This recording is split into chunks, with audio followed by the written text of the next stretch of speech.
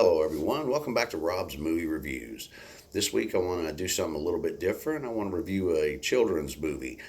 The movie I want to review for you this week is a particular favorite of mine. It was a big hit when I was a child, and since it was released, it's becomes a major classic, though some of the shine has been taken off of it in recent years due to a really rotten remake, which I'll kind of touch on here in a little bit. But I'm talking about Willy Wonka and the Chocolate Factory, one of the best children's movies ever made. I absolutely love this movie. It stars Gene Wilder, legendary actor in his own right, the incomparable Jack Albertson, one of the my favorite old school actors. I love Jack Albertson's work and just about everything I've ever seen him in. He is just brilliant. And Peter Ostrom. It was his first film. He plays Charlie. And the movie is based off of a very popular children's novel entitled Charlie and the Chocolate Factory. It's a great movie. It's I'm not a huge fan of musicals, but I absolutely adore this film. It tells the story of a young man named Charlie who his biggest dream in life is to see the inside of the Willy Wonka candy factory.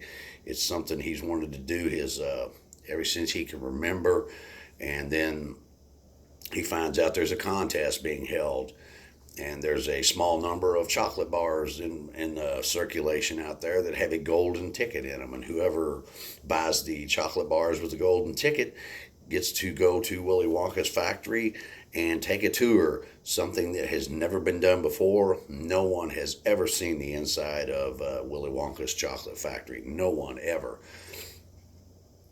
It looks like Charlie has missed out. All the tickets were found, and then it was found out that one of the tickets was a fake, so that there actually still was one more out there floating around, and Charlie finds it.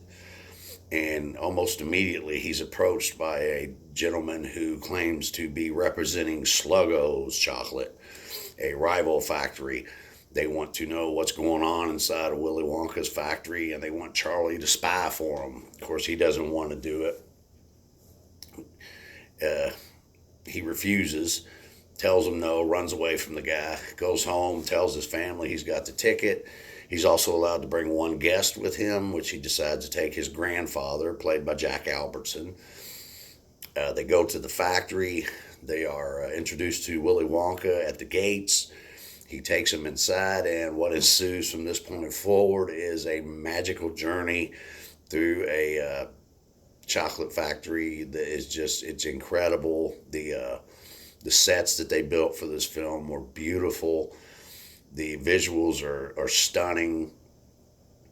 What we find out during the process of the tour is that it's actually a process of elimination.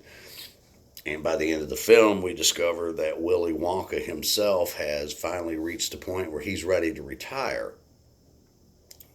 But he feels that the only suitable person to turn the reins of the factory over to would be a child, someone with the imagination to continue doing things the way he has done them, instead of getting all commercialized and bringing in all the machinery and just basically turning it into an assembly line. That's not the way Willy Wonka does things. He has a very unique style.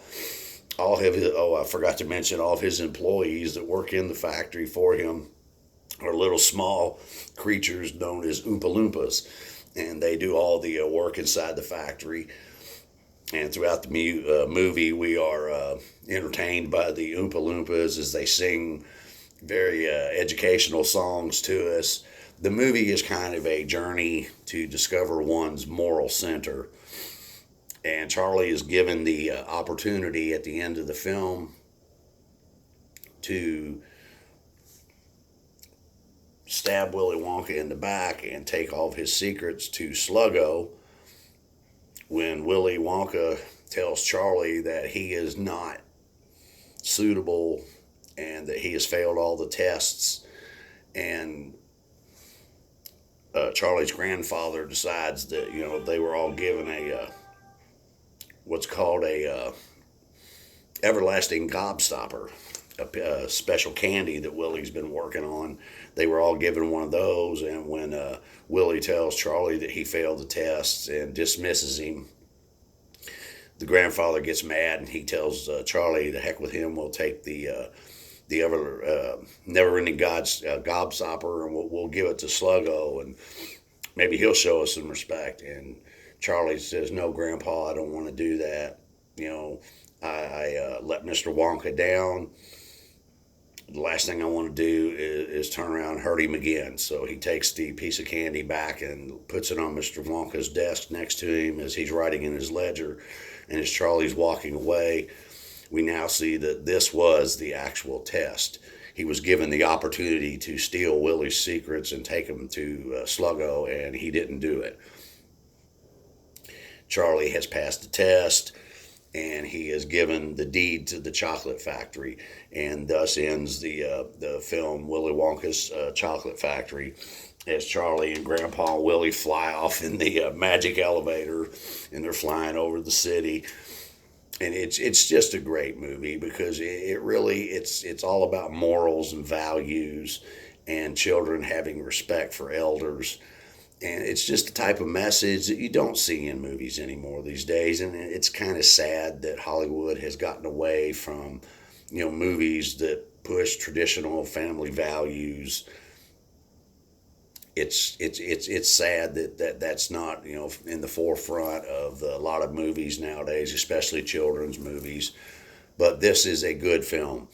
You have to see this movie if you haven't already. I can't imagine anybody in the world that has as well.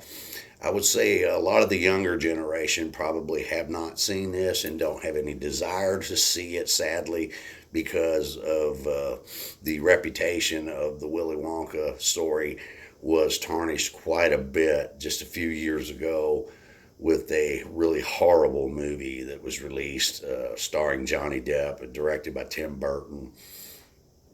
It was called Charlie and the Chocolate Factory. It was an attempt to remake the Willy Wonka classic. Of course, they did it non-musical. I'm assuming they did it non-musical. I haven't actually seen it. I've seen previews of it. I've read many reviews on it, and I'm sorry, but it just doesn't look like something. It's all wrong.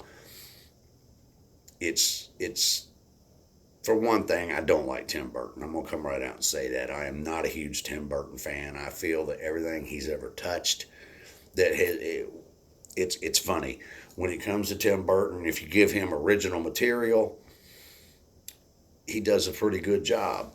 But anytime he tries to remake a film that has already been done once before and put his own spin on it, it's just awful. So maybe I shouldn't say the movie's awful because I haven't actually seen it, but I'm going off of personal experience with so many Tim Burton films that I have seen.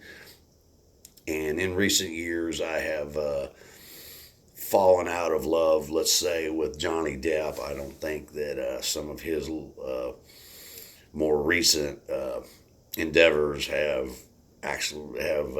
shined a good light on him. I think he has really gone downhill, to be honest with you. At one time, I was a huge Johnny Depp fan, but not so much anymore. And that's sad. Maybe he'll come out of his slump. I really hope so because, like I said, the Johnny Depp of old, I was a huge fan. But I digress. If you have not seen the original 1971 Willy Wonka's Chocolate Factory, you've got to see this movie. It is absolutely wonderful. Get it for your children. Let them sit down and watch it with them. I think they will really, truly enjoy it. It's just a true treasure. So with that, I'm going to wrap up this week's review, and I'll see you all back next week. And until then, you all take care.